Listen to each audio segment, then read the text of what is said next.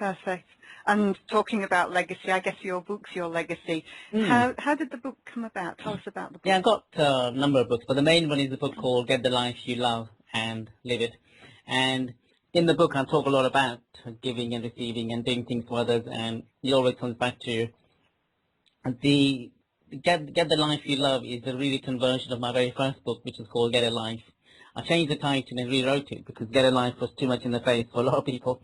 And Get a Life came about after I had a newspaper column in my local paper here in St. John's Wood. I had the column for 6 months, and at that point I realized I had enough material to put together into a book. And the column itself came about because I did a charity event in my local coffee shop for Red Nose.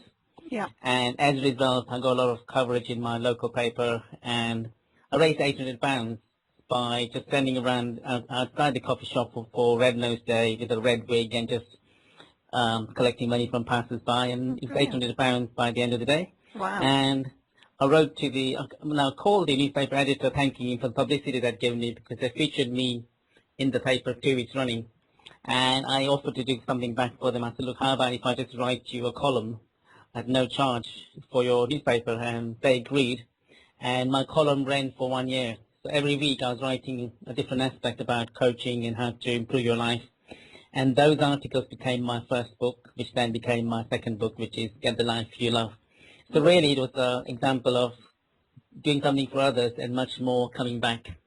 Excellent. Excellent. And how's your book different from the many other personal development books out there?